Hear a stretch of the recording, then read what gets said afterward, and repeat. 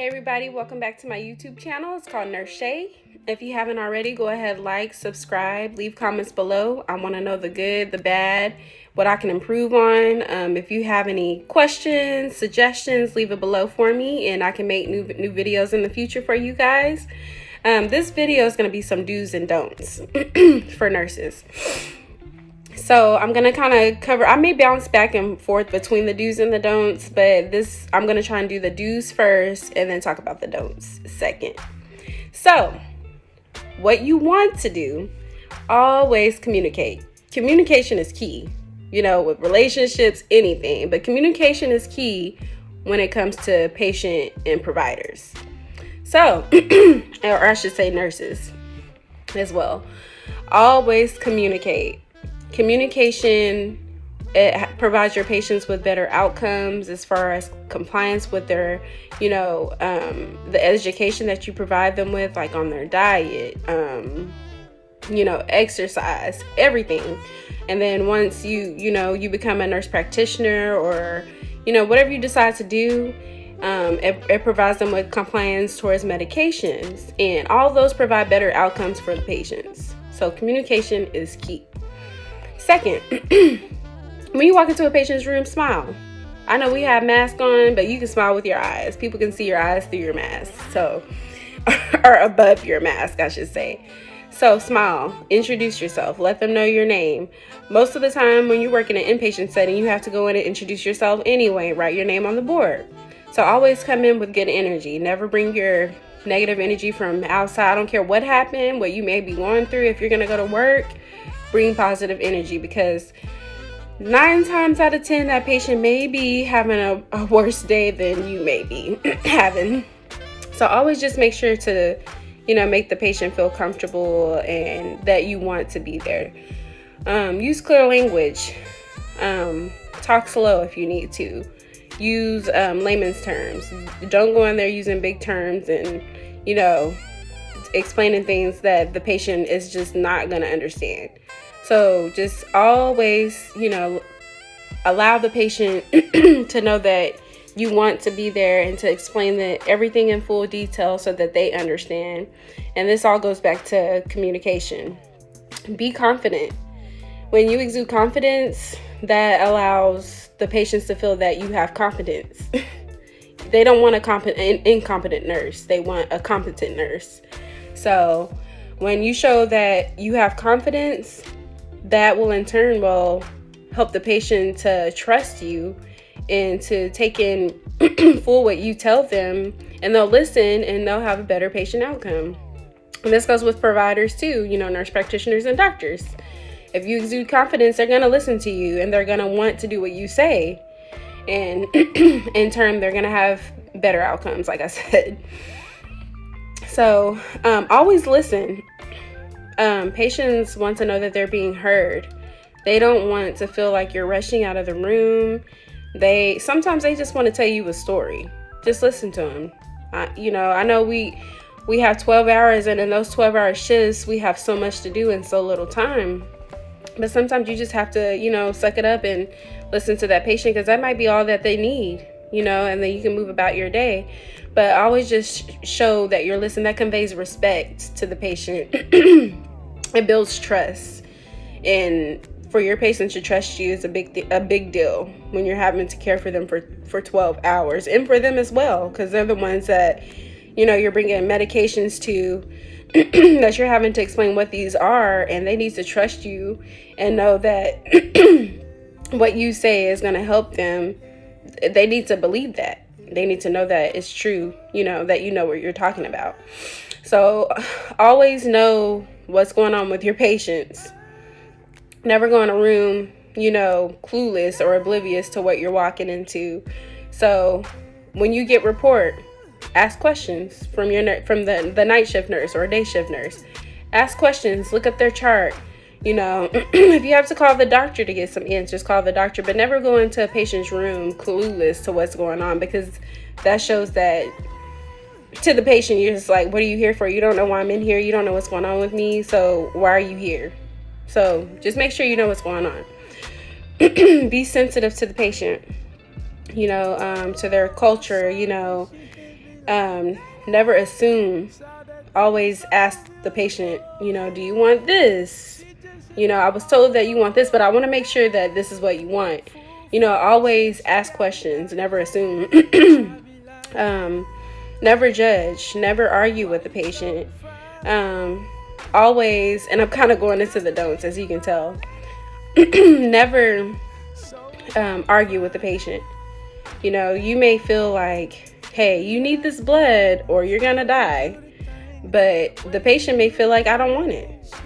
And all you could do is say, hey, we need to give you the blood because such and such and such. This is what's going to happen if you don't. And if the patient is if the patient is aware and can make decisions for themselves, and they're not confused, and they fully understand and comprehend what is going on, then at that point you did the best that you can. Never argue and try to force a patient to do anything. You've done your best by educating them and letting them know the consequences. So that's the best that you can do at that point. You have to watch what you say. I had a nurse give me a report not that long ago, and she said that a doctor had previously went into this patient's room, and I'm not sure exactly what he may have said, but apparently there was a family member recording in this patient's room, and heard the doctor say something that he didn't feel the doctor should have said to his mother. So watch what you say. You never know who's watching, who's listening. And I always treat my patients like how I would treat my family members. I know, and when I say that, I love my family and I want them to have the best of care. So yes, when I say I treat my patients like how I treat my family, that's what I mean, because everybody don't treat their family with love and respect. Let's just be honest. But you gotta always, make sure you watch what you say.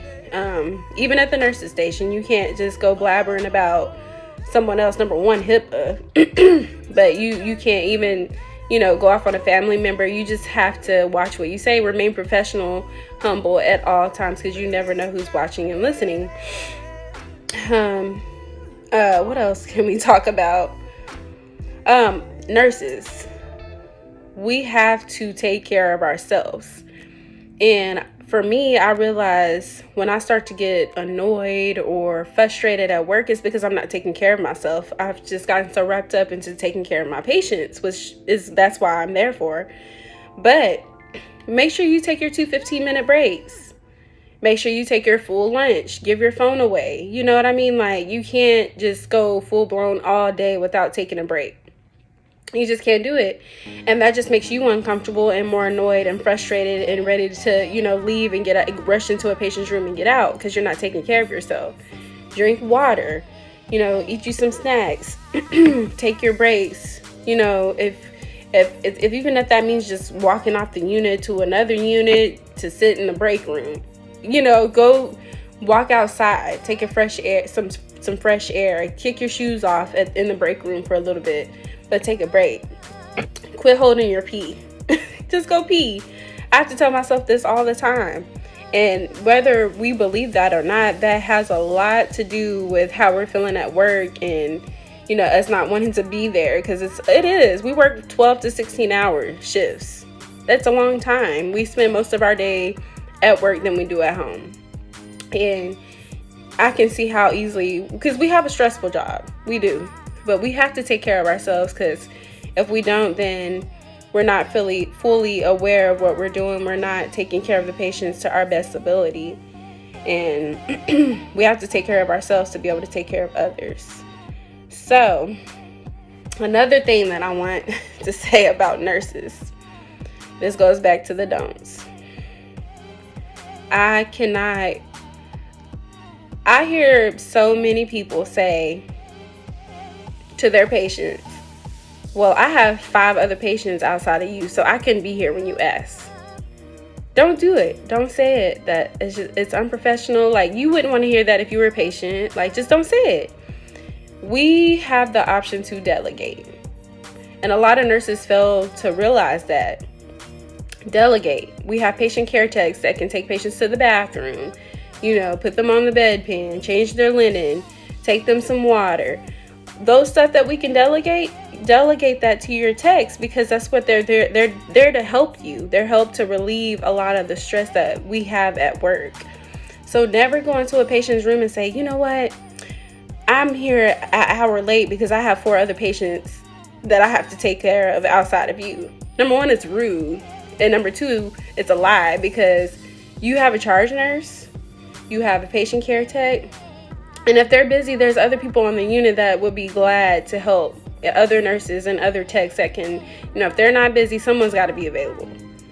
You just have to suck it up sometimes and, apologize for the delay if you are late.